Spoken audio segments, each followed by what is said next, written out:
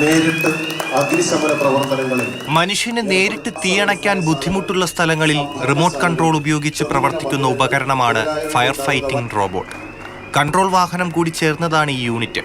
300 metre ദൂരത്ത് നിന്ന് പോലും റിമോട്ട് കൺട്രോൾ ഉപയോഗിച്ച് നിയന്ത്രിക്കാം.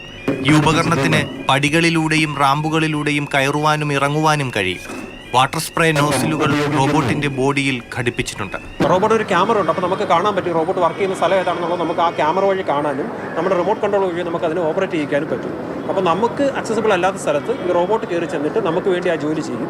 അതേപോലെ മിക്കവാറും തീയുടെ ഉള്ളിലേക്കൊക്കെ ഇതിന് പോകേണ്ടി വരുന്ന സാഹചര്യത്തിൽ റോബോട്ടിന് കേടുപാട് സംഭവിക്കാതിരിക്കാൻ വേണ്ടി ഈ റോബോട്ടിന് ചുറ്റും സ്പ്രേ നോസിൽസ് ഉണ്ട്. ആ സ്പ്രേ നോസിൽസ് കൂടെ വെള്ളം വന്നുകൊണ്ടേയിരിക്കും. ആ സ്പ്രേ കൊണ്ട് റോബോട്ട് സെൽഫ് പ്രൊട്ടക്റ്റഡ് ആണ്. സ്കൂബ ഡൈവർമാരെ സഹായിക്കാനാണ് under water drone, camera, sonar എന്നിവ ഘടിപ്പിച്ച മൂവിംഗ് യൂണിറ്റ്.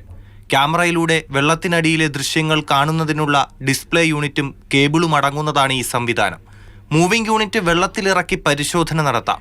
വെള്ളത്തിൽ അകപ്പെടുന്ന വ്യക്തിയോ വസ്തുവോ ക്യാമറയിൽ തെളിയുന്ന സ്ഥലത്ത് സ്കൂബ ഡൈവേഴ്സ് മുങ്ങി തെരച്ചിൽ നടത്തും. ഇതാണ് ഈ ഉപകരണത്തിന്റെ പ്രവർത്തന രീതി. ദുരന്തമുഖങ്ങളിൽ സേനയ്ക്ക് മുതൽക്കൂട്ടാണ് ഈ 2 ഉപകരണങ്ങൾ.